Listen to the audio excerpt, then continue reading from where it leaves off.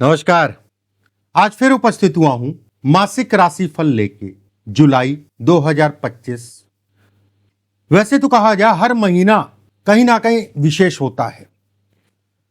7वां महीना या जुलाई अगर कहा जाए 7 नंबर होता है, कहीं ना कहीं बड़ा विशेष है। कहते नहीं है कि 7 जन्म 7 फेरे 9 ग्रह, लेकिन 7 ग्रह होते हैं। राहु केतु अगर कहा जाए तो छाया ग्रह है, वो ग्रह नहीं है, इंटरसेक्शन है।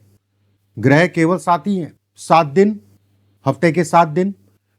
केतु का नंबर भी 7 कहलाएगा, एक बात। और केतु अगर कहा जाए रहस्यों को दिखाता है। केतु अगर कहा जाए अचानक से व्यक्ति को राजा बना देता है। इस महीने में या फिर युति जो चल रही है, केतु और मंगल की युति भी चल रही है, उसमें भी कहीं कोई दो राय नहीं है। जुलाई 2025 आपके लिए आपके फाइनेंस, आपके शरीर, आपकी बिजनेस, आपकी नौकरी, आपके विवाह, आपके शेयर मार्केट, आपके निवेश, आपके प्रॉपर्टी, घर खरीदना बेचना, इन सभी चीजों के लिए, संतान के लिए, विदेश से संबंधित कोई निर्णय लेने के लिए, शिक्षा से संबंधित, या आपका कोई अफेयर है, चाहे वो शादी से पहले हो या फिर शादी के बाद, क्या स्थितियां रहेंगी। देखिए, इस महीने में अगर कहा जाए 16 तारीख को सूर्य अगर कहा जाए कर्क राशि में गोचर करेंगे अपनी मित्र की राशि से निकल के।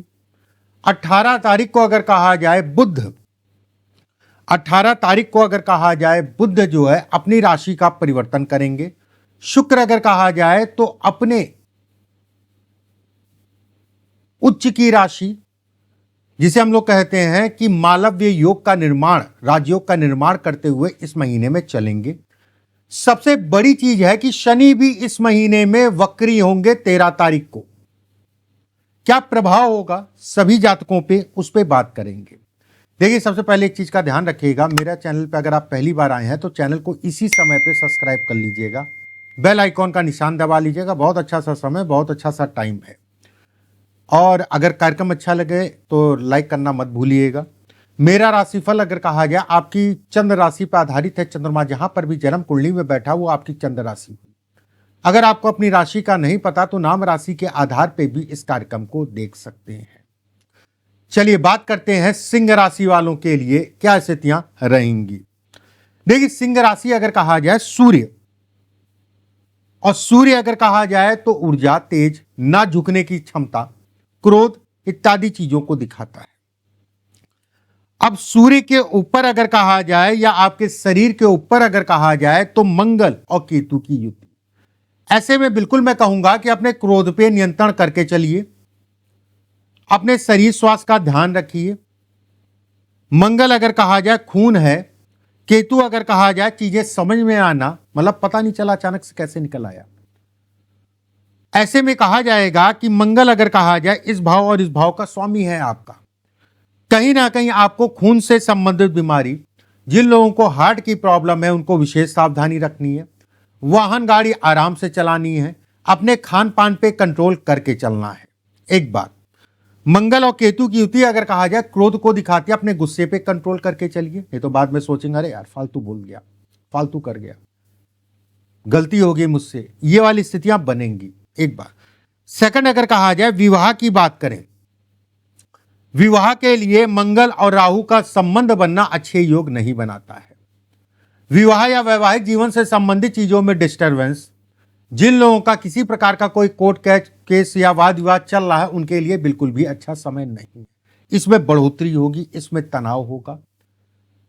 अगर नॉर्मल भी है तो थोड़ा सा मतभेद जो है पति पत्नी में इस समय पे हो सकते हैं।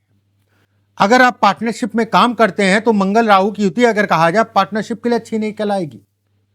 नई शुरुआत अगर करना चाहते हैं उसके लिए अच्छी नहीं है। वहीं पे यह भी कहा जाएगा कि किसी तीसरे व्यक्ति के कारण अगर कहें तो आपकी पार्टनरशिप में असर पड़ेगा, उसमें कहीं कोई दो राय नहीं है। कर्म का अधिपति अगर कहा जाए शुक्र है। शुक्र अगर आपकी जन्म इस समय पे अगर कहा जाए, शुक्र आपके तृतीय का स्वामी है, 10वें भाव में विराजित है। ऐसे में कहा जाएगा कर्म के लिए एफर्ट्स बहुत लगाएंगे, लेकिन सौम्य राशि है। ऐसे में किसी पापी ग्रह की दृष्टि ना पड़ना शनि को छोड़ के, लेकिन शनि भी अगर कहा जाए 13 तारीख के बाद वक्री हो जाएंगे। ऐसे में कर्म से संबंधित चीजों में थोड़ा सा आलस्य उत्पन्न हो सकता है। हालांकि ऐसे लोग अगर कहा जाए आलसी कम होते हैं, फिर भी आलस्य उत्पन्न हो सकता है, लेकिन बहुत ज्यादा नहीं है, जिसे आप कंट्रोल कर सकते हैं। शुक्र के कारण आपकी व्यवस्थाएं चलती रहेंगी। बुध अगर कहा जाए द्वादश में होना, बुध अगर कहा जाए तो कहीं ना कहीं द्वितीय का स्वामी होकर द्वादश में, ऐसे में कहा जाएगा धन के दृष्टिकोण से काम से संबंधित चीजों के लिए अच्छा है। इस चीज के लिए आप निश्चिंत रहिए। यह महीना अगर कहा जाए ठीक रहेगा, उसमें कहीं कोई दो राय नहीं है। शिक्षा से संबंधित चीजों के लिए बहुत बेटर है। देवगुरु बृहस्पति अगर कहा जाए सूर्य के साथ बैठ के शिक्षा को सीधे सीधे जो है बढ़ावा दे रहे हैं। शिक्षा के लिए, धन के लिए, काम के लिए, संतान के लिए, संतान उत्पत्ति के लिए, संतान अगर आपके नहीं है तो संतान उत्पत्ति के लिए, उन सभी चीजों के लिए बेहतर कहलाएगा, उसमें कहीं कोई दो राय नहीं है। व्यवस्थाएं आपकी चलती रहेंगी। किसी प्रकार का कोई अफेयर अगर चल रहा है तो उसमें भी आपको सफलता मिलेगी, उसमें भी आपको सफलता मिलेगी, उसमें कहीं कोई दो राय नहीं है। देखिए, फिर से मैं कह दूं कि अगर आप पहली बार आए हैं, चैनल को सब्सक्राइब जरूर कर लीजिएगा। इस महीने में क्या उपाय करें?